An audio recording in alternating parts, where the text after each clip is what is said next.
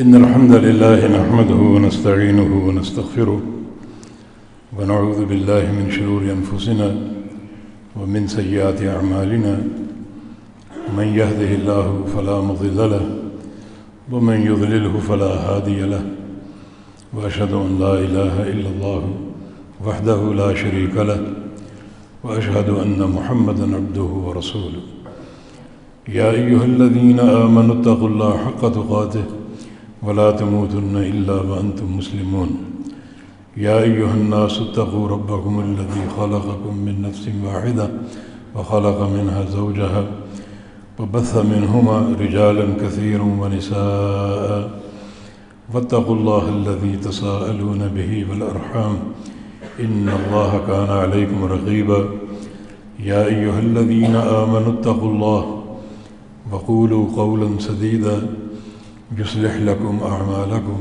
ويغفر لكم ذنوبكم ومن يطع الله ورسوله فقد فاز فوزا عظيما اللهم صل على محمد وعلى آل محمد كما صليت على إبراهيم وعلى آل إبراهيم إنك حميد مجيد اللهم بارك على محمد وعلى آل محمد كما باركت على إبراهيم وعلى آل إبراهيم إنك حميد مجيد سبحانك لا علم لنا إلا ما علمتنا إنك أنت العليم الحكيم رب اشرح لي صدري ويسر لي أمري واحلل عقدة من لساني يفقه قولي أما بعد فأعوذ بالله من الشيطان الرجيم من همزه ونفخه ونفثه بسم الله الرحمن الرحيم فاستمسك بالذي أوحي إليك إنك على صراط مستقيم وإنه لذكر لك ولقومك وسوف تسألون وقال رسول الله صلى الله تعالى عليه وسلم نظر الله امرأ سمع مني حديثا فحفظه ثم أداه كما سمع فرب حامل فقه غير فقيه حامل فقه إلى من هو أفقه منه أو كما صلى الله تعالى عليه وسلم. آج کا عنوان ہمارے المعہد السلفی لتعلیم و تربیہ کی دعوتی کمیٹی جن میں شیخ الحدیث حافظ سلیم صاحب اور مولانا ارشد صاحب اور مولانا داؤد شاکر صاحب اور مولانا عبید الرحمن حافظہم اللہ، انہوں نے متفقہ طور پر یہ عنوان تجویز کیا اور میرے سامنے رکھا، اور میں نے بھی اس سے فوری موافقت کی کہ اس عنوان پر بات ہونی چاہیے۔ یہ تو مقصود یہ تھا کہ جو ہمارے معہد کے طلباء ہیں اور دیگر اداروں کے طلباء، انہیں اس منہج پر ثبات اور استقامت کا درس دیا جائے اور ان کی تربیت کی جائے۔ دوسرا یہ سبب بھی تھا کہ کچھ حالات جن کی طرف اشارہ ابھی شیخ عبید صاحب کر رہے تھے ایسے بن چکے ہیں کہ لوگ اس نام سے اور اس منہج سے ایک دوری اختیار کرنے کی کوشش کر رہے ہیں۔ یورپ سے خاص طور پہ ہمارے بعض احباب کے ٹیلی فون آتے ہیں پریشان کن، کیا مسئلہ ہے؟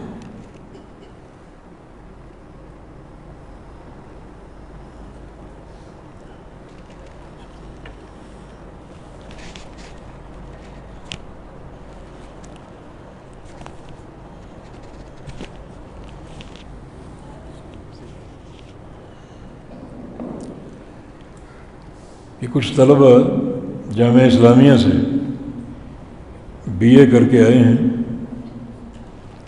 اور اپنے آپ کو عقل کل سمجھ بیٹھے ہیں۔ یورپ میں ایسے طلبہ کچھ تعداد میں پائے جاتے ہیں، اور پاکستان میں بھی کچھ طلبہ ایسے ہیں جو بیچلر کی ایک چھوٹی سی ڈگری لے کر آئے اور اپنے آپ کو افلاطون سمجھ لیے،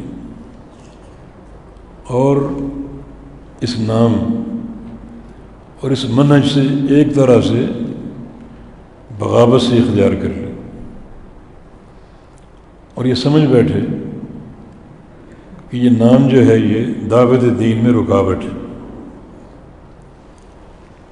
ہو سکتا ہے ان کو کچھ تاجروں کی پشت پناہی اور ہم نوائی حاصل ہو، جن سے محض چندہ بٹورنے کی خاطر اس روش کو اختیار کر لیا گیا ہو۔ اکثر یہ طلبہ ہمارے دینی مدارس کے فارغ التحصیل ہیں اور ہمارے مدارس کی روٹیاں کھا کر پڑے ہیں، ہمارے مشائخ کے سامنے ذانب تلمذ طے کیا ہے،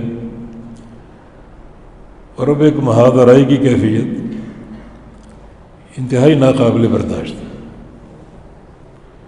شعر پڑھنے کی عادت نہیں ہے، لیکن کچھ اشعار زبان پر آ رہے ہیں۔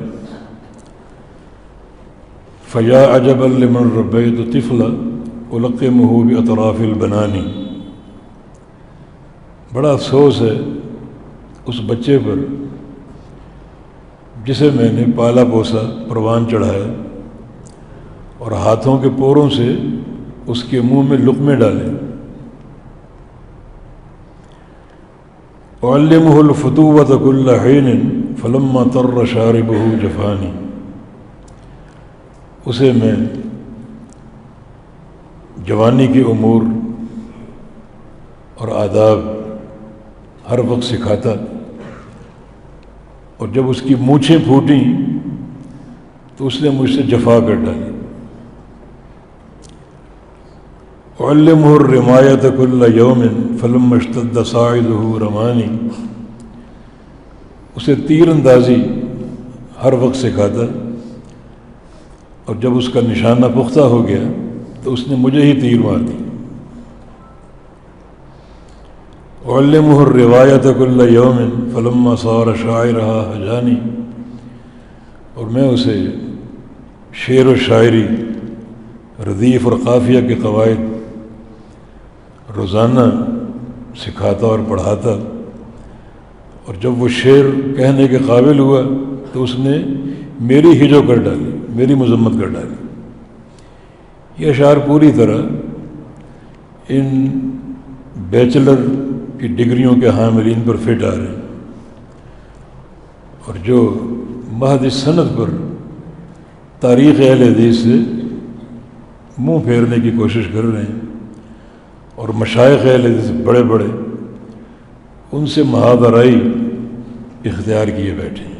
مثلا شیخ الکل میاں نذیر حسین محدث دہلوی رحمہ اللہ، شارح ترمذی علامہ عبدالرحمن مبارک پوری رحمہ اللہ، شارح سنن نبی داؤد علامہ شمس الحق دیانوی رحمہ اللہ، مولانا عبدالعزیز رحیم آبادی رحمہ اللہ، اور پھر حافظ محمد گوندلوی رحمہ اللہ، مولانا داؤد غزنوی رحمہ اللہ، مولانا اسماعیل سلفی رحمہ اللہ، حافظ عبد المنان وزیر آبادی رحمہ اللہ، محدث دیار سندھ شیخ بدی الدین رحمہ اللہ، مولانا سلطان محمود رحمہ اللہ۔ ان مشائخ اور بزرگوں کے سامنے جو سارے اعیان اہل حدیث تھے، سینہ تان بھی کھڑے ہو گئے۔ کوئی بے حیائی کی حد ہوتی، الفاظ تو بہت ہے مگر میں کنٹرول کرنے کی کوشش کر رہا ہوں۔ جو حالیہ سیلاب آیا تھا جس نے آدھے پاکستان کو ڈبو کے رکھ دیا، اس میں تعاون کا جو نمایاں کردار تھا وہ جماعت اہل حدیث کا تھا، مگر لفظ اہل حدیث استعمال نہیں کیا گیا۔ پتہ نہیں کوئی شرم، کوئی حیا مانے تھے، اپنے اپنے خود ساختہ نام بنا لیے۔ کوئی زمزم کے نام سے، کوئی نوید سحر کے نام سے، اور کوئی دفاع پاکستان کے نام سے، اور کوئی قرآن و سنت کے نام سے۔ علامہ صاحب مرحوم کی وہ بات کہاں گئی کہ یہ صدی اہل حدیث کی صدی، اس نام کو کیوں ذبح کیا گیا، دوسرے نام کیوں اختیار کیے گئے؟ یہ تعاون پیش کر کے آپ کی کیا نیت تھی کہ کیا آپ رب العالمین نعوذ باللہ لوگوں کو کھلانا چاہ رہے ہیں، پلانا چاہ رہے ہیں؟ نہیں، آپ ایک داعی ہیں، ایک ایک لقمہ آپ کا دعوت میں صرف ہونا چاہیے تھا۔ والمؤلفۃ قلوبہم میں یہی درس ہے، مشرکین کو، کفار کو زکوٰۃ دے سکتے ہو مگر تالیف قلبی کی نیت سے، اسے درس توحید دو، جو اندر لقمے جائیں توحید کا پیغام بھی ساتھ جائے۔ یہ تبھی ممکن ہے جب ایک وہ شعار آپ استعمال کریں جو ہماری دعوت کا واضح ترین ہدف ہے، عہد الحدیث۔ اس لفظ سے عقیدہ، عمل، منہج، خلق، سلوک، سیاست، ہر چیز واضح ہو جاتی ہے۔ اور یہ بکھرا ہوا تعاون اگر جمع کرتے اس ایک پلیٹ فارم کے نیچے تو یہ نام آسمان تک پہنچا ہوتا، لیکن کوئی ذکر نہیں، کوئی نام نہیں، کیونکہ یہ تعاون بکھرا ہوا ہے، ہماری ذہنوں کی اختراع۔ کروڑ ہا کے وسائل میں صرف ضرور کیے ہیں، تو یہ کھلانا پلانا اللہ کا کام ہے، وہ رب العالمین دنیا کو پالنے والا، کھلانے والا، کافر ہوں، مشرک ہوں، داہریے ہوں، یہودی ہوں، عیسائی، سب کو کھلا رہا ہے۔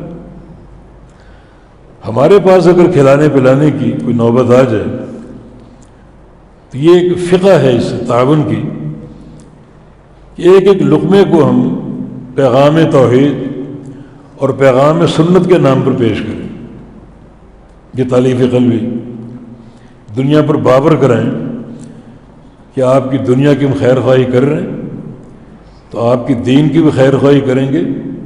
یہ وہ نام ہے، یہ وہ پرچم جس کے تحت آپ نے جمع ہے، جو حقانیت کا شعار اور علامت ہے، عہد الحدیث۔ تو یہ بھی ایک ہمیں ایک بڑی کوفت تھی کہ جماعت کے کروڑ ہا کے وسائل صرف ہو رہے ہیں مگر جماعت کسی بھی فائدے سے محروم،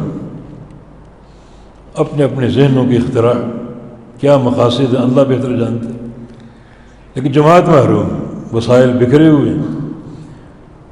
اگر یہ اکٹھے مجتمع ہوتے تو یہ نام کہاں کا کہاں ہوتا اور لوگوں کے ذہنوں میں یہ نام بیٹھ جاتا، نقش ہو جاتا، اور آئندہ چل کر اس کا فائدہ ہوتا عقیدے کی دعوت دینے کے لیے، منہج کی دعوت دینے کے لیے، مگر مع الاسف ایسا نہیں ہو سکا۔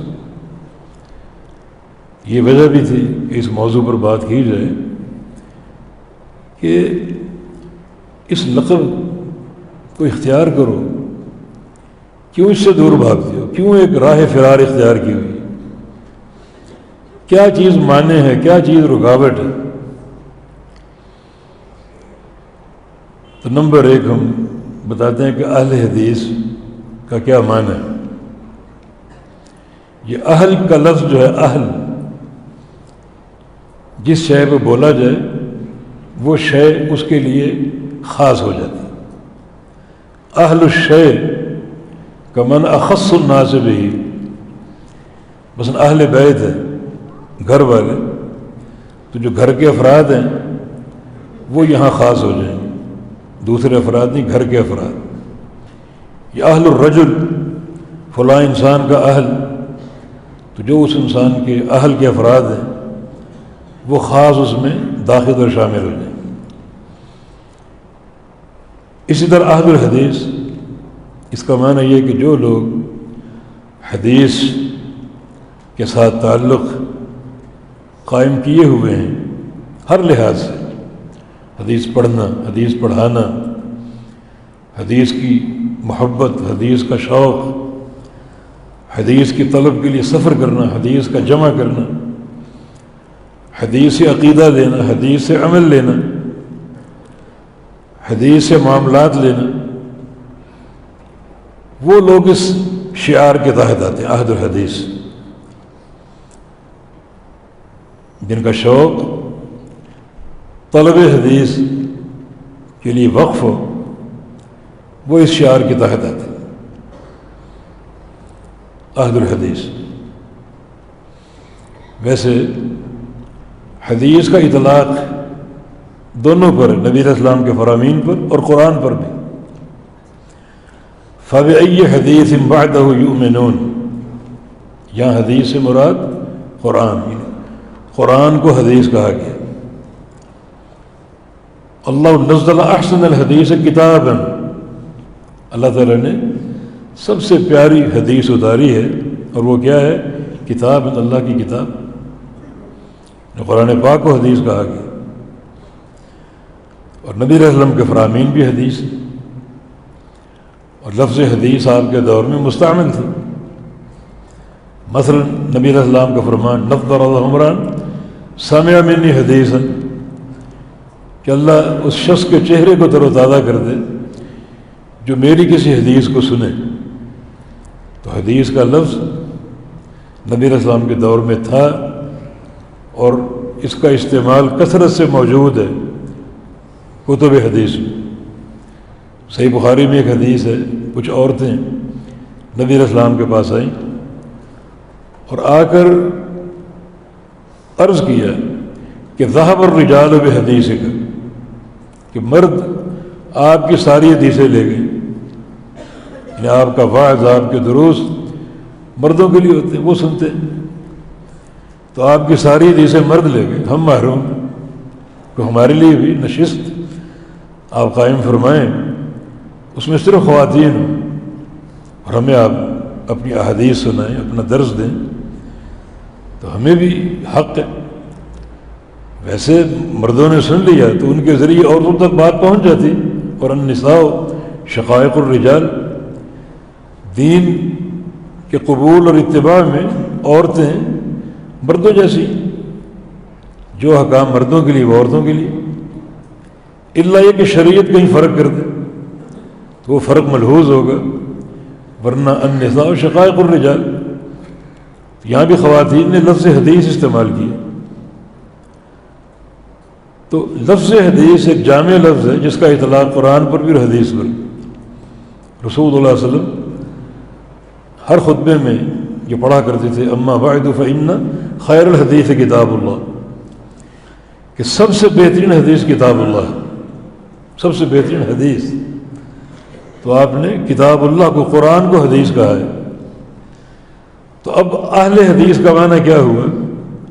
قرآن اور حدیث والے، قرآن اور حدیث والے۔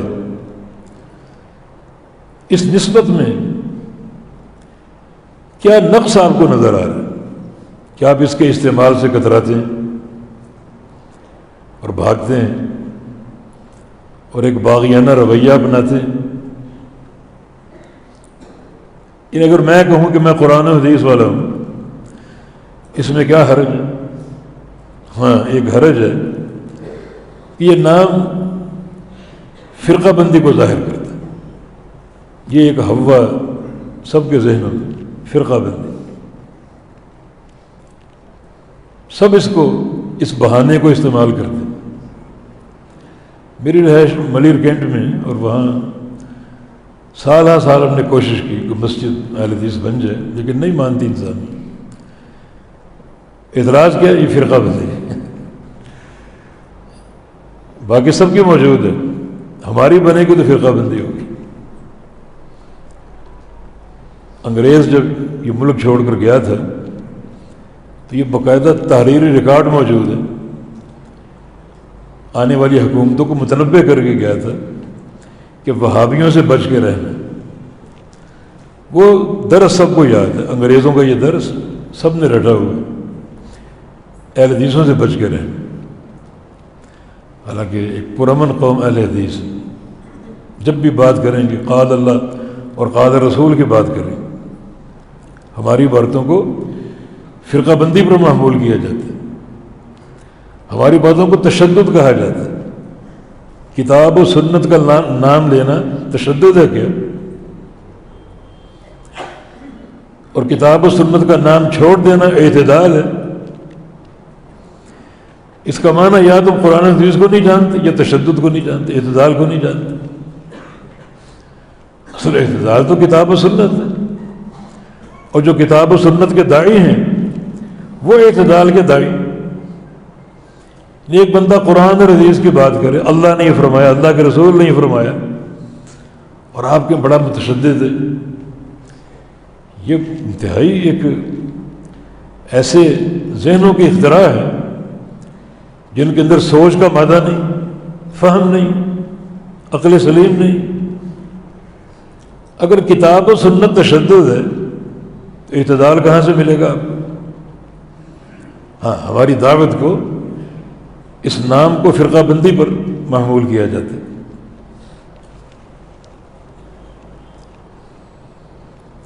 دیکھو یہ فرقہ بندی کیسے، یعنی اللہ اور اس کے رسول کا نام لینا فرقہ بندی.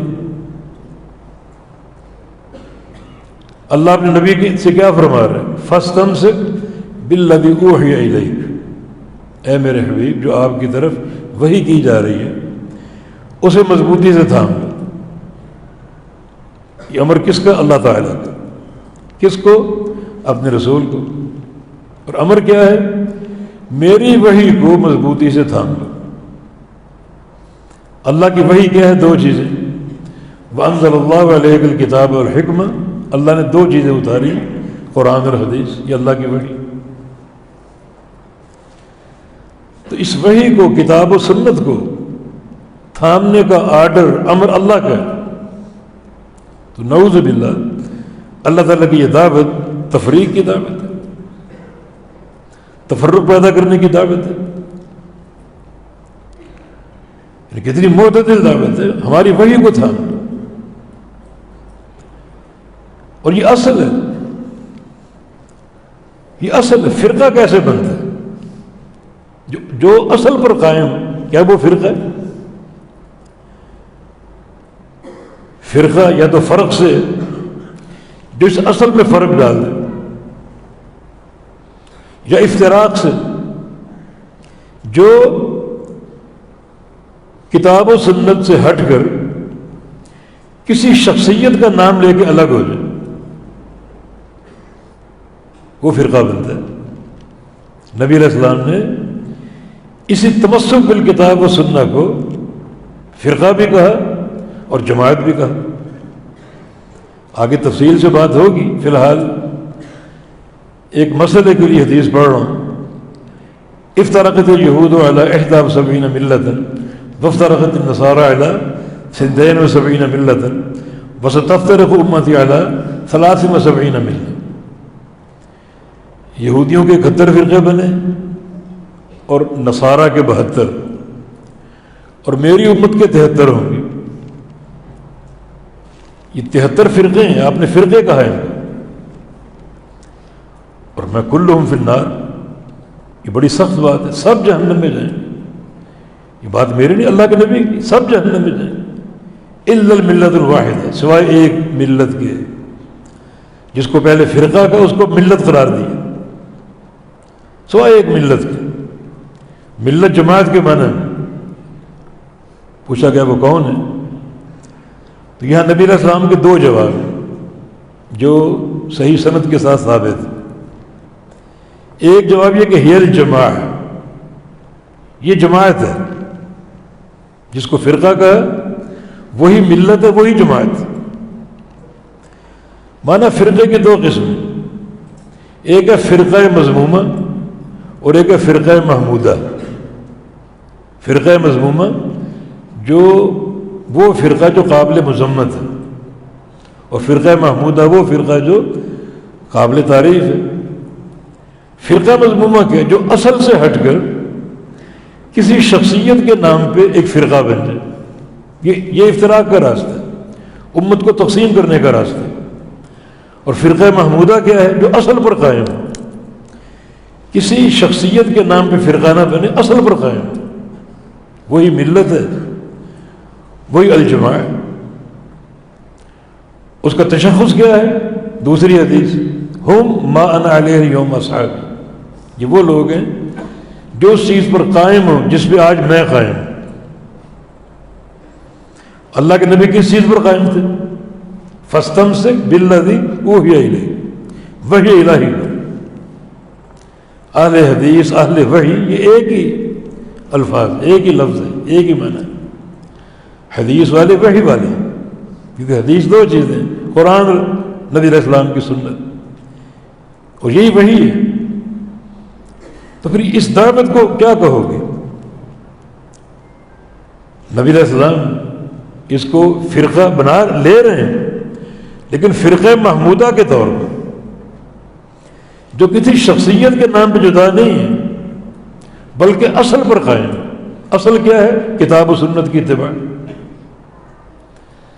تو اس کو فرقہ بندی کب سے سمجھا گیا؟ یہ فرقہ بندی کیسے؟ جو اصل پر قائم ہے وحی الہی پر، کتاب و سنت پر، اس کو تفریق، امت کو تقسیم کرنا اور یہ قرار دینا کہاں کی دانش مندی؟ یہ کون سی عقل ہے؟ کون سی منطق ہے؟ جو لوگ اصل پر قائم ہیں اسے آپ تفریق کا راستہ کہہ رہے ہیں، اور جو شخصیتوں کے ناموں پر جدا فرقے بن گئے اسے آپ اعتدال کا راستہ قرار دے رہے ہیں. ابھی ائمہ اربعہ حنفی، شافعی، مالکی، حنبلی، یہ فرقے شخصیتوں کے نام پر ہیں کہ میں کون ہوں؟ میں حنفی. تو کون ہے؟ میں شافعی. تو کون ہے؟ میں حنبلی ہوں، میں مالکی ہوں. پھر آج کے دور میں مزید معاملہ پھیل گیا، میں نقشبندی ہوں، میں چشتی ہوں، میں سہروردی ہوں، میں قادری ہوں، میں شاذلی ہوں، حسینی ہوں، رفاعی ہوں. پھیلتا جا رہا ہے معاملہ. یہ اعتدال، یہ تو تقسیم ہو رہی، امت بٹ رہی ہے، اور کوئی وحدت کی شکل نہیں. آج اگر حنفی شافعی کا اختلاف ہو جائے تو حنفی کس کے مانے گا؟ اپنے امام کی. شافعی کس کے مانے گا؟ اپنے امام کی. تو وحدت کی شکل ہے، اور یہ اختلاف صدیوں سے چلا آ رہا ہے، صدیوں سے. حنفی حنفی ہے، شافعی شافعی. اس قدر تفرق کا راستہ، ایک دوسرے سے نکاح نہیں ہوتا، رشتے نہیں ہوتے. یہاں تک کہہ دیا گیا یہ شوافع کو مخاطب کر کے کہ لعنت ربنا عداد رمل علی من رد قول ابی حنیفہ، کہ جو ہمارے امام ابو حنیفہ رحمہ اللہ کے ایک قول کو رد کر دے اس پر ریت کے ذروں کے برابر لعنت ہے. تو تشدد کہاں ہے پھر؟ اس افتراق میں.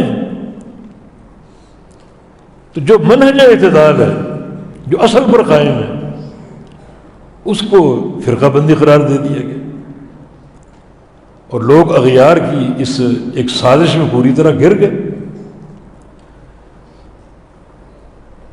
اور پھر یہ نام ہم نے نہیں رکھا،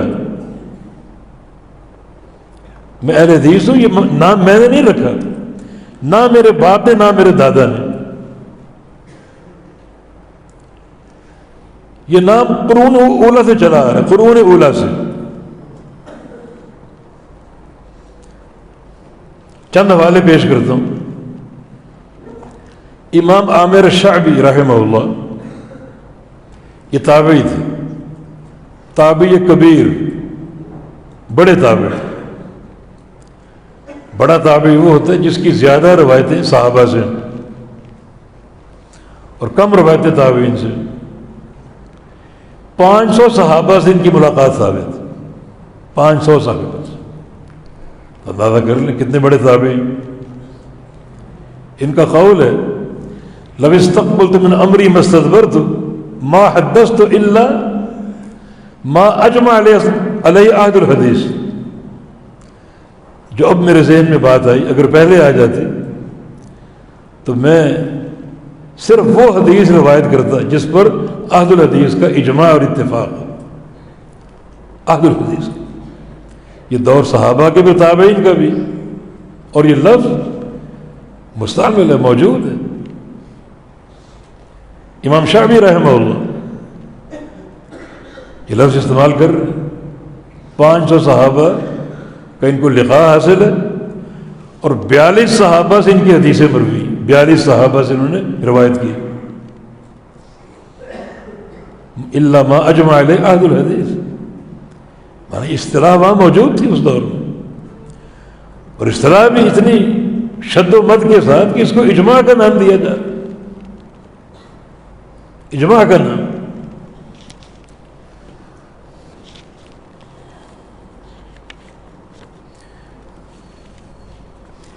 ایک حوالہ اور پیش کر رہا ہوں، یہ ابو منصور البغدادی رحمہ اللہ بغداد کے محدثین میں سے تھے، 4 اور 5ویں صدی ہجری کے۔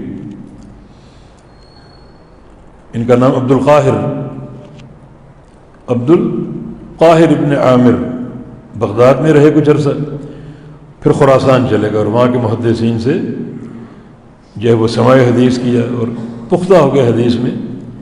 ان کی کتاب اصول الدین صفحہ نمبر 317 جلد 1، اس میں ایک عبارت آپ سن لیں، ان ثغور الروم والجزیرۃ والشام وآذربائجان کل اہلھا کانوا علی مذہب اہل الحدیث وکذالک ثغور افریقیہ والاندلس وکل ثغر وراء بحر المغرب وکذالک ثغور الیمن علی ساحل الزنج کان اہلھا اہل الحدیث۔ روم کی سرحدیں یعنی قیصر اور جزیرہ اور شام، آذربائیجان، اس طرح افریقہ کی سرحدیں اندلس کی، اور بحر المغرب کے پیچھے کے علاقے اور یمن کے بارڈر جو زنج کے ساحل پر تھے، یہ سارے کے سارے لوگ مذہب اہل حدیث پر تھے، مذہب اہل حدیث پر تھے۔ یہ کس دور کی بات ہو رہی؟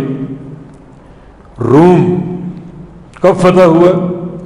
امیر المومنین عمر بن خطاب کے دور میں 21 ہجری میں، جو عمیر ابن سعید الانصاری، انصاری صحابی تھے، ان کی قیادت میں لشکر گیا تھا، اور انہوں نے قیصر روم کے لشکر کو طاقت و تاراج کیا اور روم کو فتح کر لیا، روم کو فتح کر لیا 21 ہجری کی بات، اور فتح کر کے وہاں جو تبلیغ دین کی اور لوگوں تک پیغام پہنچایا کتاب و سنت کا، اس کے نتیجے میں جو سارے لوگ پیدا ہوئے، سارے کے سارے مذہب اہل حدیث پر تھے۔ الجزیرہ، یہ ایاز ابن غنم الفہری صحابی، انہوں نے فتح کیا اس کو، اور فتح کر کے وہاں ایک معلم کے طور پر رہے، اور پھر اس نتیجے میں، اس دعوت کے نتیجے میں جو لوگ وہاں مسلمان تھے وہ سارے کے سارے کیا تھے؟ مذہب اہل حدیث پر۔ شام، ابو عبیدہ بن جراح رضی اللہ عنہ، انہوں نے اس کو 14 ہجری میں فتح کیا صلحاً۔ ان کے لشکر کو دیکھ کر جو مد مقابل تھے رومی، وہ ہیبت میں آ گئے، ہتھیار ڈال دیے ایک معمولی جھڑپ کے بعد، اور صلحاً یہ فتح ہو گیا 14 ہجری۔ اور پھر جناب خالد بن ولید رضی اللہ عنہ کی قیادت میں لشکر گیا، اس لشکر نے عنوتاً وحرباً ایک جنگ کے بعد اس کو فتح کیا۔ یہ 14 ہجری کے آس پاس کے واقعات، یہ دین اسلام کی بالکل ابتدا ہے، امیر المومنین عمر بن خطاب کا دور، 14 ہجری کی باتیں ہیں، اور بقول ابو منصور البغدادی کے وہاں کے سارے جو اہل تھے وہ سارے اہل حدیث تھے۔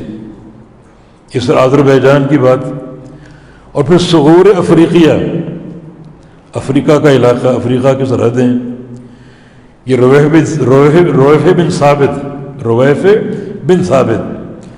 یہ شاگرد تھے تمیم الداری رضی اللہ عنہ، صحابی رسول تمیم الداری، جن سے دجال کی حدیث مروی صحیح مسلم میں، ان کے شاگرد تھے۔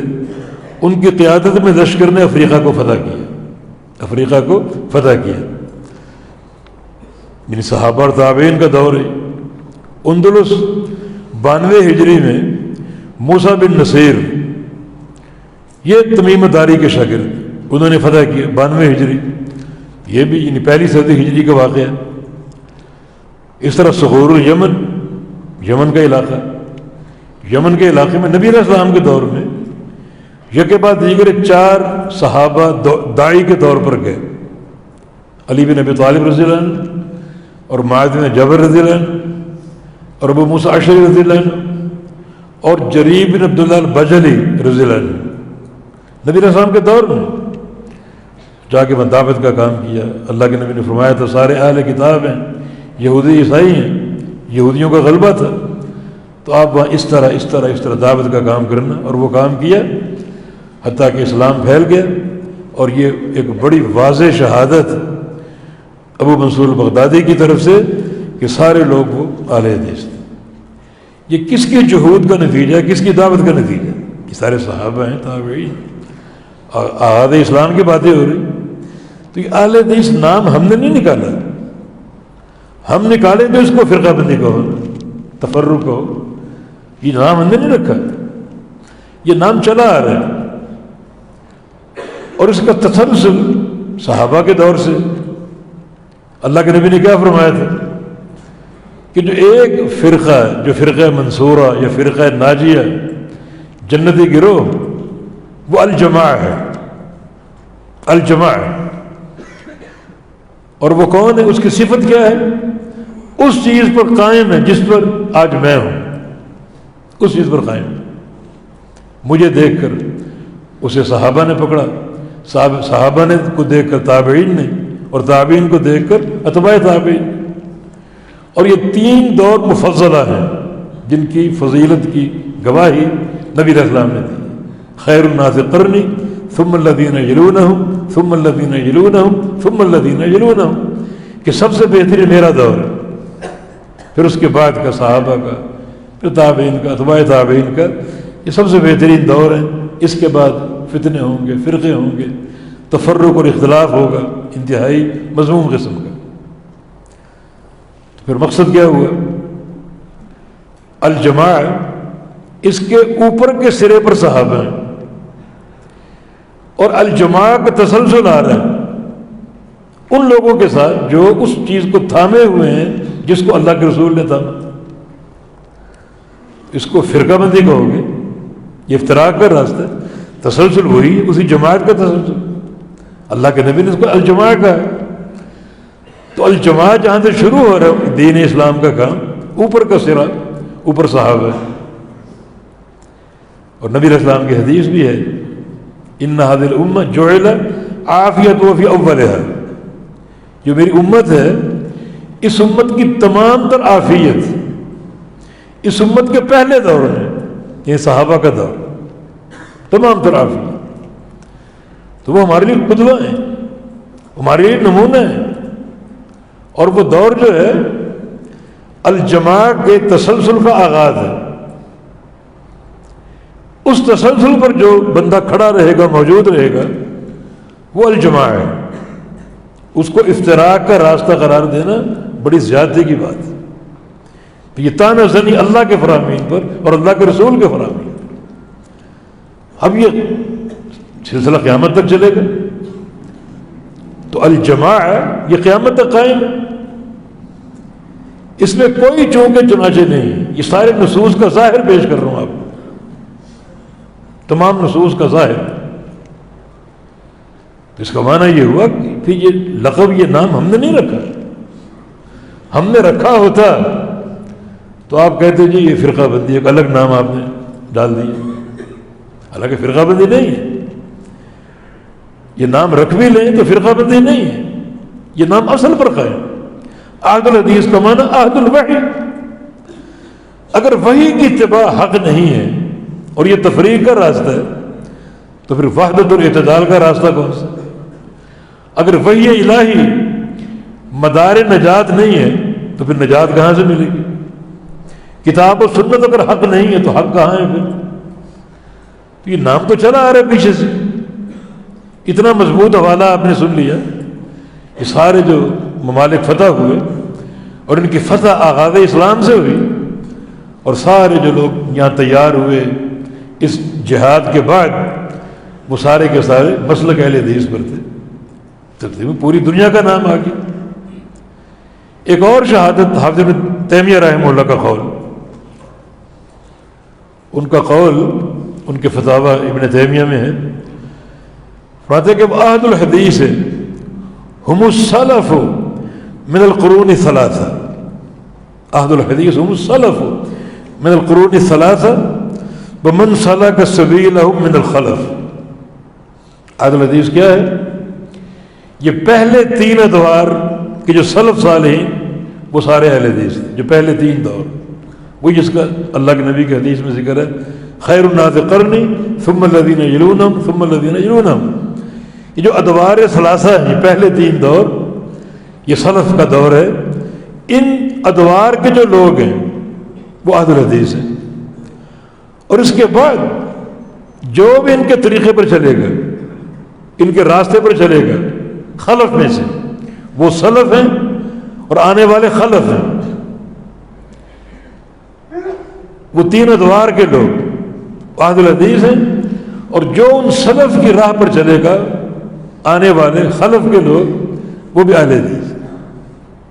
اصل کون ہے؟ یہ تین ادوار کے سلف صالحین اہل الحدیث ہیں، اور ان کے بعد آنے والے وہ سارے کے سارے خلف جو ان کی اتباع کرنے والے ہیں اور ان کی پیروی کرنے والے۔ ایک شبہ کا ازالہ ضروری کہ جو علماء کے کلام میں لفظ اہل حدیث استعمال ہوا، اس سے مراد گروہ محدثین حفاظ حدیث، ہم لوگ نہیں ہیں، محدثین مراد ہے۔ کسی کو 3 لاکھ حدیثیں یاد ہے، کسی کو 7 لاکھ 6 لاکھ حدیثیں یاد ہے، اور کوئی 1 لاکھ حدیث کا اس قدر حافظ ہے کہ جیسے کسی بچے کو قل هو اللہ یاد ہوتی۔ بڑی بڑی کتابوں کے مؤلف مسند احمد ہے، اور پھر صحیح بخاری، صحیح مسلم، یہ اہل الحدیث ہے، ہم تھوڑی۔ نہیں میرے دوستو، یہ فہم کی بہت بڑی غلطی، بہت بڑی غلطی ہے فہم کی۔ ٹھیک ہے، میں آپ کے ساتھ ہوں کہ جو لفظ اہل حدیث استعمال ہوا اس سے مراد گروہ محدثین ہے، ہم نہیں، اس سے مراد گروہ محدثین۔ دیکھو اصل جماعت جو بھی ہو اس میں شمولیت کے 2 طریقے، اس میں شمولیت کے 2 طریقے، ایک ان کے راستے اور منہج کی اتباع، دوسرا ان کی محبت۔ یہ 2 طریقے اور دونوں ثابت ہیں۔ اتباع کی دلیل اللہ تعالیٰ کا فرمان والسابقون الاولون من المہاجرین والانصار والذین تبعوہم بإحسان ہے۔ یہاں اصالتاً 2 جماعتوں کا ذکر، سابقین اول المہاجرین جو مکہ سے ہجرت کر کے مدینہ آئے، دوسرا انصار مدینہ جنہوں نے مہاجرین کا استقبال کیا، ان کی نصرت کی۔ اصلاً یہاں 2 جماعتوں کا ذکر جن کے لیے آگے اجر کا ذکر ہے، اللہ کی رضا کا ذکر ہے، مگر ساتھ ایک تیسری جماعت والذین تبعوہم بإحسان، اور تیسرے وہ لوگ جنہوں نے اچھے طریقے سے ان کی اتباع کی۔ وہ مہاجرین میں سے نہیں ہیں، انصار میں سے نہیں ہیں، وہ سابقین اولین نہیں ہیں، مگر ان کی اتباع کرنے والے۔ جب ان کی اتباع کرنے والے تو پھر جو اجر ان کا وہی اجر ان کا، آگے اجر کا اتحاد آ گیا، ثواب سب کا یکساں اور برابر۔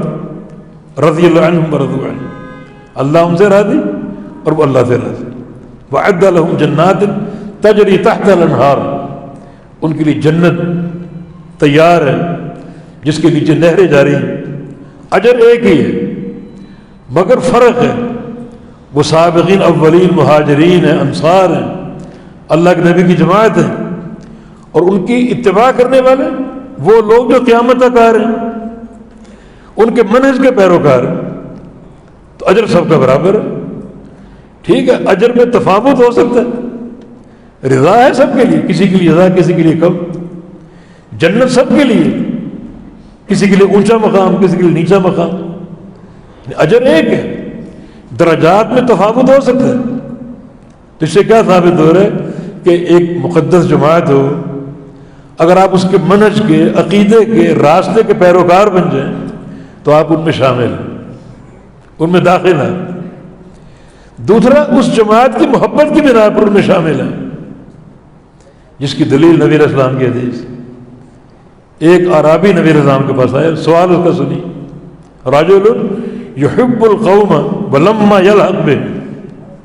ایک شخص ایک قوم سے محبت کرتا ہے اور اس قوم سے مل نہیں پاتا. وہ قوم کہاں اور وہ شخص کہاں؟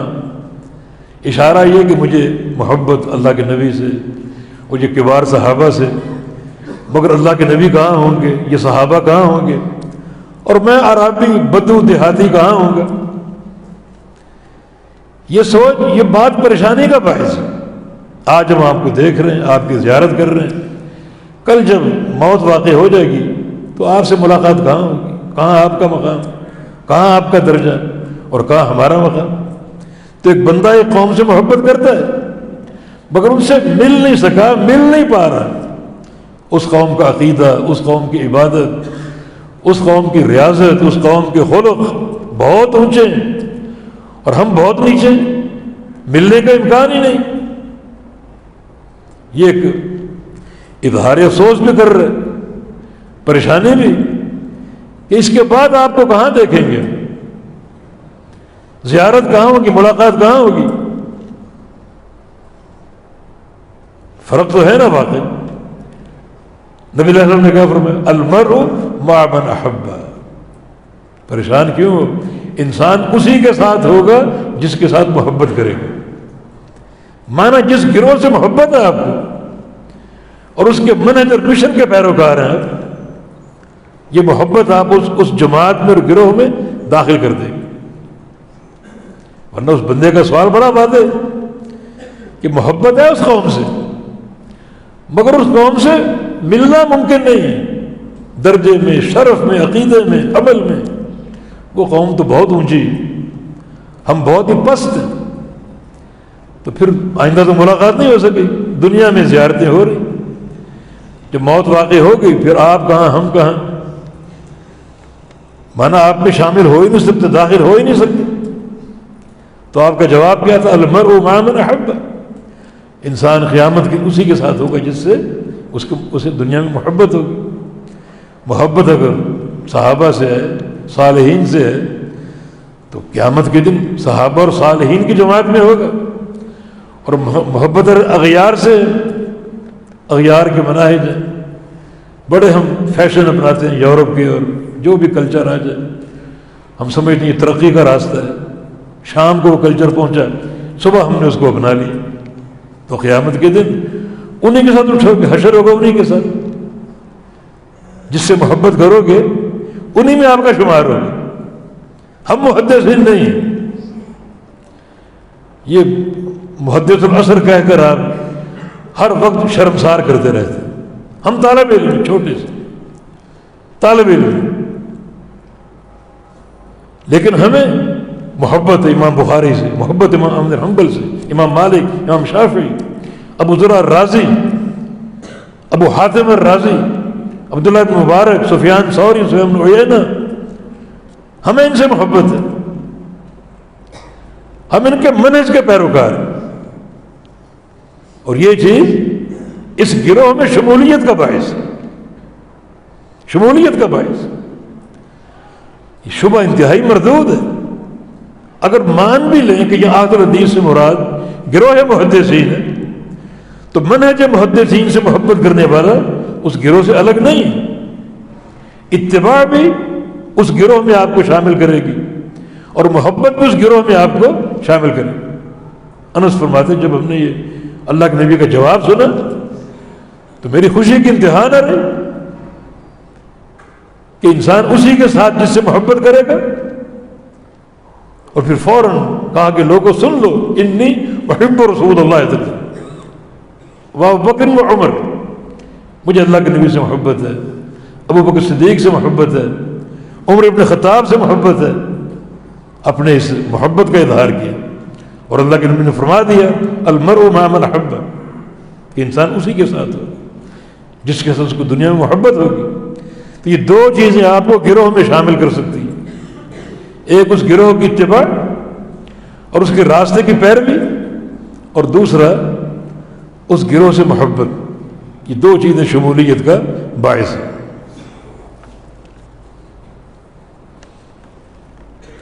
نبی علیہ السلام نے اسلام کی دعوت دی، وَرَضِيتُ لَكُمُ الْإِسْلَامَ دِينًا، اللہ کا فرمان کہ تمہارے لیے میں نے دین اسلام کو منتخب کر لیا۔ اس وقت کی اصطلاح مسلم صحابہ کے دور میں رائج تھی، اور مسلم کا انکار کوئی نہیں کر سکتا۔ پھر یہ دو اصطلاحیں اہل الحدیث اہل السنہ، ان کے تعین کی کیا وجہ؟ بہت سی وجوہات، کیونکہ سلف کے دور سے چلا آ رہی۔ سید عثمان غنی کی شہادت سے رضی اللہ عنہ فتنوں کا دروازہ کھل چکا تھا، اور گمراہ فرقے بڑی تیزی سے جنم لے رہے تھے، جن میں قدریہ، جبریہ، روافض، خوارج، آگے چل کے جہمیہ، معتزلہ، متکلمین، مشبہہ، مرجئہ، یہ فتنے جنم لے چکے تھے۔ یہاں ایک حد فاصل کے طور پہ امام مسلم کا قول مقدمہ مسلم میں موجود ہے کہ پہلے یہ محمد بن سیرین فرما رہے ہیں، تابعی ہیں، بہت سے صحابہ کے شاگرد ہیں، کہ پہلے کوئی ہمارے پاس آتا اور آ کر قال رسول اللہ کہتا تو ہمارے سر جھک جاتے، اور ہم بڑی محبت اور شوق سے وہ حدیث سنتے، اس کو قبول کرتے، اس پہ عمل کرتے، کیونکہ اس دور تک جھوٹ فراڈ کا کوئی شائبہ نہیں تھا، سچ اور صدق عام تھا، سنتے اور قبول کرتے۔ پھر فتنوں کا دور آ گیا، گمراہ فرقوں نے جنم لیا، یہ مرجئہ اور معتزلہ اور خوارج اور روافض، یہ ایک فتنہ تھا۔ اب کوئی قال رسول اللہ کہتا، ہم اس سے پوچھتے تم کون ہو تم؟ اگر یہ جواب ہوتا کہ میں مسلم ہوں تو مسلم سبھی کہہ رہے تھے، مرجئہ بھی کہتے تھے مسلم ہیں، خوارج بھی مسلم ہیں، روافض بھی اپنے آپ کو مسلم کہتے ہیں، جبریہ بھی، قدریہ بھی، سارے گمراہ فرقے، ہم مسلم ہیں۔ امتیاز کہاں سے آئے گا؟ میں کیسے پہچانوں گا یہ کون سا مسلم ہے؟ تو محمد بن سیرین رحمہ اللہ فرماتے ہیں اب ہم پوچھتے کہ تم کون ہو؟ مسلم کا جواب کافی نہیں، سب مسلم کہتے ہیں اپنے آپ، کون ہو تم؟ جہمی ہو، مرجئہ سے ہو، خوارج سے ہو، روافض سے ہو، اگر اس کا تعلق ان فرقوں سے ہوتا ہم اس کو چھوڑتے، رد کر دیتے، نہ آپ کی بات سنیں گے نہ اس کو قبول کریں گے۔ اور اگر وہ کہتا ہے کہ میں اہل السنہ اہل الحدیث میں سے ہوں، یہ تمیز ہے، ہم کہتے ٹھیک ہے شاباش، اب حدیث سناؤ، اب ہم سنیں گے اور قبول کریں گے۔ تو اس لقب کی ضرورت کیوں پڑی؟ ان صفوں میں امتیاز کرنے کے لیے۔ فرقے بڑھ چکے تھے اور فتنوں کی بہتات تھی، تو پھر یقیناً تمیز کی ضرورت۔ مسلم کا لقب کافی نہیں تھا، کیونکہ سب مسلم ہونے کے دعوے دار تھے۔ بتاؤ تم کون ہو؟ اگر وہ کہتا میں خارجی ہوں، جاؤ، نہیں سنیں گے۔ معتزلی ہوں، نہیں سنیں گے۔ جبریہ قدریہ سے نہیں سنیں گے آپ کی بات۔ اور اگر وہ کہتا میں اہل الحدیث ہوں، اہل السنہ والجماعہ، تو ٹھیک، اب آؤ، اب بات کرو، آپ کی بات سنیں گے۔ تو اس سے کیا ثابت ہو رہا ہے کہ یہ جو اصطلاح اختیار کی گئی، یہ کوئی مذموم اختراع یا تفرق نہیں ہے، یہ اہل حق کو اہل باطل سے جدا کرنے کا پروگرام۔ اور یہ بات یاد رکھو، جو بھی داعی ہوگا اس کے لیے تمیز شرط ہے۔ مجھے جاننا ضروری ہے کہ تم کون ہو، دعوت دے رہے کون ہو تم، میں آپ کی بات سنوں یا نہ سنوں۔ اور ہم پاکستان میں کسی بھی حقانیت و صداقت کے اظہار کے لیے لقب کافی، اہل الحدیث کا معنی کیا ہوا؟ واضح کہ میرا عقیدہ کیا ہے توحید میں، اسماء و صفات میں، میرا عقیدہ کیا ہے سارے افعال میں، اعمال میں، بالکل واضح، ایک لفظ سے بالکل نمایاں۔ اور اگر کوئی کسی فرقے کا نام لے رہے وہ بھی نمایاں، اس کی سوچ کیا ہے، اس کا عقیدہ کیا ہے، اس کا منہج کیا ہے۔ تو تمیز ضروری، اسی تمیز کی خاطر سلف کے دور سے یہ تقسیم عمل میں آئی، اور بالخصوص اہل الحدیث کی اصطلاح یہ اہل الرائے کے مقابلے میں اختیار کی گئی۔ یہ دوسری وجہ اختیار، دو مدرسے قائم ہو چکے تھے، مدرسۃ الحدیث اور مدرسۃ الرائے۔ مدرسۃ الرائے کا زیادہ مرکز کوفہ تھا، اور باقی جو بلاد تھے، بلاد اسلامیہ، ان میں بڑی شد و مد کے ساتھ مدرسہ الحدیث قائم تھا۔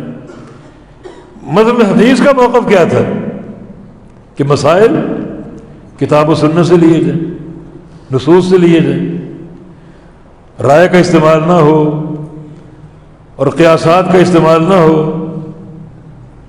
اجتہاد بھی تب کریں جب کوئی نص ظاہر نہ ہو۔ مدرسہ حدیث کا موقف تھا۔ مدرسہ رائے کا موقف کیا تھا کہ دین میں رائے کا بڑا عمل دخل ہے، بلکہ اس مدرسے میں اتنا غلو آ گیا کہ بعض اوقات اپنی رائے کو یا اپنے بڑے کی رائے کو کتاب و سنت سے مقدم سمجھا گیا۔ قرآن حدیث بعد میں ہے، رائے پہلے۔ نور الانوار ایک اصول فقہ کی کتاب ہے، اس میں ایک عبارت ہے، لو عملنا بکل حدیث لن سد باب الرأی، اگر ہم ہر حدیث کو مانتے جائیں، ہر حدیث کو اپناتے جائیں، تو رائے کا دروازہ بند ہو جائے۔ ہمارا تمیز رائے ہے، حدیث نہیں۔ اس رائے کو بچاؤ، اس تمیز کے بقا کی محنت اور کوشش کرو۔ تو اس کا معنی کیا ہوا کہ یہ دو مدرسے قائم ہو گئے، مدرسۃ الحدیث اور مدرسۃ الرائے۔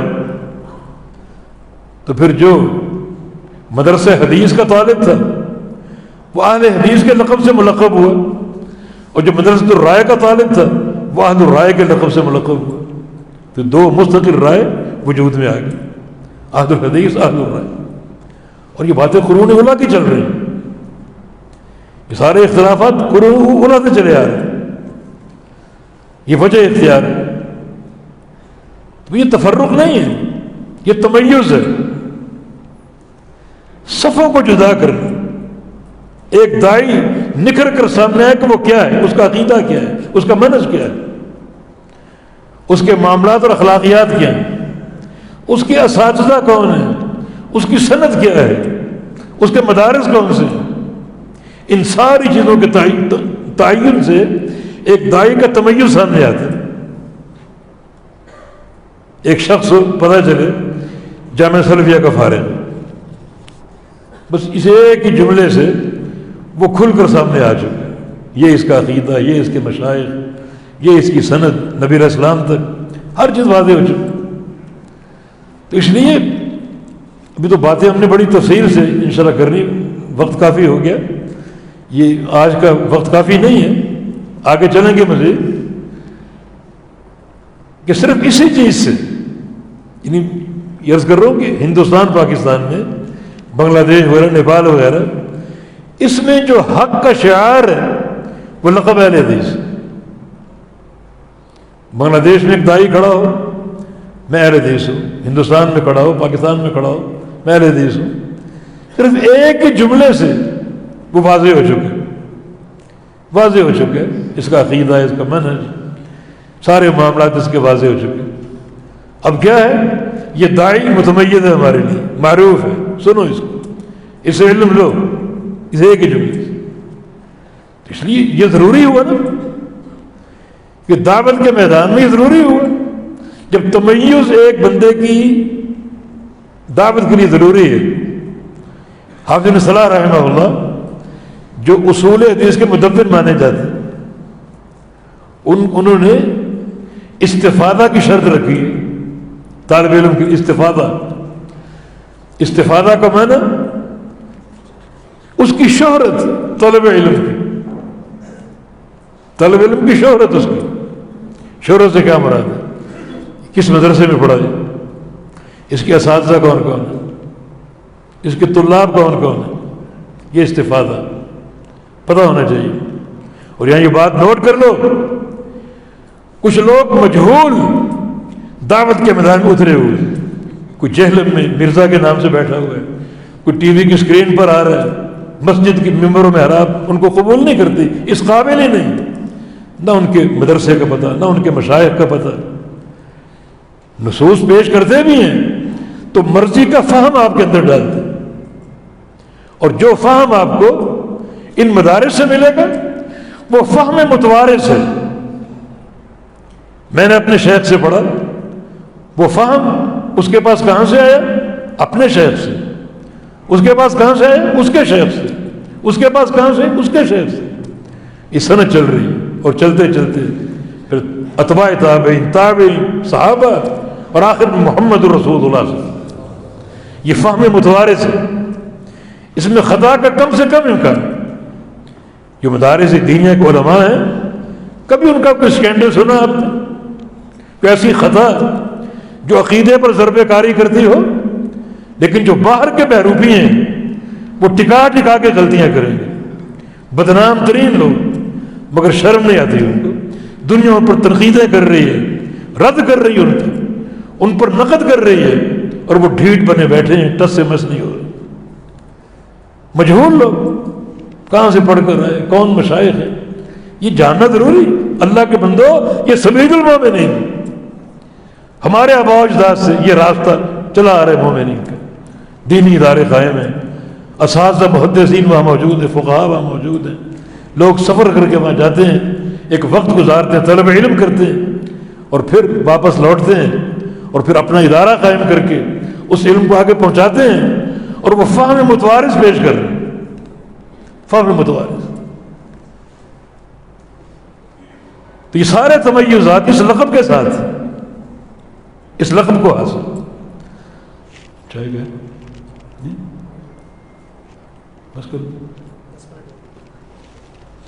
تو یہ سارے تمیزات جو ہیں اس لقب کو حاصل ہوئے، الحمدللہ۔ احد الحدیث ہونا ایک شرف کی بات ہے، احد الحدیث ہونا بہت بڑے اعزاز کی بات ہے، احد الحدیث ہونا بہت سے جو ہے وہ فضائل و مناقب کی بات ہے۔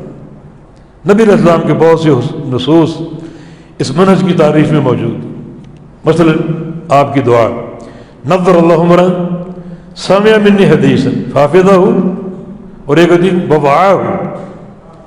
بوعاہ ثم بلغہ الی من سمعہ، اللہ تعالیٰ اس شخص کے چہرے کو تر و تازہ کر دے جو میری ایک حدیث کو سن لے، ایک حدیث کو، اس کو یاد کر لے اور اس کو سمجھ لے اور آگے پہنچا دے۔ یہ چار چیزیں ہو، یہ سارا تعلق الحدیث جو احد الحدیث کا درہ امتیاز ہے، سماع حدیث، سماع حدیث کے لیے سفر کر کے جانا، دور دراز علاقوں میں جہاں کسی محدث کے وجود کا علم ہو، وہاں پہنچنا، اس سے حدیث کو سننا، اور پھر حفظ حدیث، حدیث کو یاد کرنا۔ یہ حدیث کا اعجاز ہے، حدیث کا حفظ بھی آسان ہے۔ آج چھوٹے چھوٹے بچے 12 13 14 سال کے صحیح بخاری کے حافظ ہیں، اور بعض عرب علاقوں میں بخاری مسلم کے حدیث کو جمع کر کے کتاب بنائی گئی، اس کے حافظ ہیں۔ یہ شنقیط ایک علاقہ، وہاں آپ چلے جائیں، وہاں بے شمار آپ کو حفاظ حدیث ملیں گے۔ اب تک یہ اعجاز موجود ہے حدیث کا۔ تو یہ سماع حدیث کا شوق، حفظ حدیث کا شوق، ہمارے اس ادارے میں کم سے کم 20 بچے بلوغ المرام کے حافظ، بلوغ المرام کے تقریباً 1800 حدیثوں کا مجموعہ ہے، 1800 حدیثیں تقریباً اس کے حافظ، باقاعدہ حوالوں کے ساتھ اور صحابہ کے نام کے ساتھ۔ یہ حدیث کا اعجاز ہے، حدیث کو سننے کا شوق ہو، حفظ حدیث کا شوق ہو، اور پھر اس کو سمجھنے بواعہ کے الفاظ بھی، اس کا فہم، اور چوتھا یبلغ الی من سمع، یبلغ الی غیرہ، آگے پہنچانے کا شوق، بیان کرنے کا شوق۔ حدیث لینا یہ تحمل حدیث ہے، بیان کرنا ادائے حدیث ہے۔ تحمل کا شوق ہو، ادا کا شوق ہو، حفظ کا شوق ہو اور فہم کا شوق ہو، یہ ساری چیزیں ایک اہل الحدیث کا تمیز ہے، اہل الحدیث کا۔ اس پر اہل الرائے اس باب میں عاجز ہے۔ امیر عمر بن خطاب کا قول تھا کہ اہل الرائے آپ کے پاس آئیں گے اور قرآن پڑھ پڑھ کے آپ سے جھگڑیں گے، قرآن کی غلط تفسیریں پیش کریں۔ قرآن پاک ایک ایسی کتاب ہے جس میں لوگ رائے استعمال کر کے بڑی غلطیاں کر سکتے، تو اپنی رائے سے تفسیریں کر کے غلط طریقے سے آپ سے جھگڑیں گے، بحثیں کریں گے، مناظرے کریں گے۔ فخذوہم بالسنہ، ان کو تم پکڑو اللہ کے پیغمبر کی حدیث کے ساتھ، حدیث پڑھ کے پکڑو، حدیث پڑھ کے مواخذہ کرو، کیونکہ حدیث نے ان کو تھکا مارا، حدیث کے میدان میں وہ عاجز ہے۔ تم ان کو پکڑو حدیث کے ساتھ، حدیث لگامے ڈالنے والی جو شدر بے مہار بنے بیٹھے ہیں، ایک آزادانہ سوچ اپنائے بیٹھے ہیں، قرآن کی غلط تفسیریں کر کر کے۔ تو اللہ کے نبی بڑی شدت سے ہی بات فرما گئے کہ جس نے قرآن میں، قرآن کی تفسیر میں اپنی رائے استعمال کی وہ اپنا ٹھکانہ جہنم بنا لے، اس کا ٹھکانہ جہنم۔ اور اپنی رائے استعمال کر کے اگر وہ تفسیر صحیح بھی کر رہا ہے پھر بھی غلط ہے۔ ابو بکر صدیق رضی اللہ عنہ نبی علیہ السلام کے خلیفہ راشد اور امت میں سب سے افضل، ایو سماء تظلنی وایو ارض تقلنی لو قلت فی کتاب اللہ برائی، اگر میں نے قرآن میں اپنی رائے استعمال کر لی تو مجھے نہیں معلوم کون سا آسمان مجھ پر سایہ کرے گا اور کون سی زمین مجھے پناہ دے گی، پھر اس قابل ہی نہیں، نکال دیا جب۔ تو اس حدیث میں کیا ہے؟ اللہ تعالیٰ تر و تازہ کر دے اس شخص کے چہرے کو جس کا حدیث کے ساتھ چار طرح کا تعلق، سماع حدیث کا شوق ہو، حفظ حدیث کا شوق ہو، فہم حدیث کا شوق ہو اور ادائے حدیث کا شوق ہو۔ اور آپ نے فرمایا کہ رب حامل فقہ الی من هو افقہ منہ، یہ بڑی قابل غور بات ہے کہ بہت سے فقہ کے حاملین اس حدیث کو لے کے جائیں گے آگے بیان کرنے کے لیے، اور وہ شخص افقہ ہو، اس سے بڑا فقیہ ہو، تو اس سے آپ کو علمی فائدہ ہو سکتا ہے، اس لیے پہنچاؤ۔ مگر یہاں جو چیز میں نے بتانی ہے وہ یہ ہے کہ اللہ کے نبی نے حدیث کی بات کی، چار حوالہ، سماع حدیث، حفظ حدیث، فہم حدیث، ادائے حدیث۔ اس طرح حدیث آپ نے لے لی، اور اس طرح حدیث لینے والے کو رسول اللہ صلی اللہ علیہ وسلم نے حامل فقہ کہا ہے۔ حامل فقہ کیا معنی ہے اس کا؟ اصل فقیہ کون ہے؟ جس کا تعلق حدیث کے ساتھ، فقہ حدیث کا نام، حدیث کی سمجھ، حدیث کا فہم، جو آغاز حدیث ہے اس میں حدیث کا ذکر چار حوالوں سے، ان چار حوالوں سے حدیث لے لی تو حامل حدیث کہنا چاہیے تھا، مگر حامل فقہ کا معنی اصل جو فقہ ہے وہ حدیث کا نام۔ یہ فقہ حدیث کے مقابلے میں کب سے آ گئی؟ اس لیے ہم کہتے ہیں یہ مدرسہ اہل الرائے، مدرسہ اہل الحدیث بڑا بورڈ ہے اس میں، اور حقیقی فقہ بھی حدیث کا نام، حدیث کے حفظ کا، حدیث کے فہم کا اور حدیث کے سماع کا نام۔ تو اس میں بڑی فضیلت ہے، یعنی چہروں کی نظرت کی دعا نبی علیہ السلام نے کی، چہروں کا سرور، چہروں کی رونق اور چہروں کی خوشی دنیا میں اور قیامت کے لیے۔ سفیان بن عیینہ رحمہ اللہ بہت بڑے محدث فرماتے ہیں اس حدیث کے پیش نظر ہر طالب علم، خواہ اس کے چہرے کی رنگت سفید ہو یا سیاہ ہو، ہر طالب علم کے ماتھے پر حدیث کے تعلق کا نور ہوتا ہے، رونق اور نظرت ہوتی ہے۔ اللہ کے نبی نے بیان فرمایا ہر طالب علم کا چہرہ اس حدیث شاہد عدل ہے، اس چہرے پر نور ہوگا، نظرت ہوگی، رونق ہوگی۔ تو آج کا یہ پروگرام ایک تمہید کا شکار ہوا۔ بتانا اصل مقصود کیا ہے؟ ایک تو فضائل اہل حدیث، مقام اہل حدیث، اور دوسرا کہ آج دعوت دین میں لقب اہل حدیث رکاوٹ ہے، اس پر انشاءاللہ اگلے پروگرام میں بات کریں گے. بالتوفیق باذن اللہ تعالی. اللہ پاک ہم کو فہم عطا فرما دے اور اللہ تعالی محبت حدیث عطا فرما دے. اللہ تعالیٰ سچا دین ہمیں عطا فرما دے، بدعات سے بچائے، خرافات سے بچائے، شرک سے بچائے، اور توحید خالص اور پیغمبر علیہ السلام کی سنت کا راستہ اپنانے کی توفیق عطا فرما دے. اللہ ہماری اساتذہ کرام اس معہد کی رونق جنہوں نے یہ پروگرام ترتیب کیا، تجویز کیا، یہ موضوع رکھا، اللہ ان سب کو جزائے خیر عطا فرما دے. اقول قولی ھذا واستغفر اللہ لی ولکم واخر دعوانا ان الحمد للہ رب العالمین.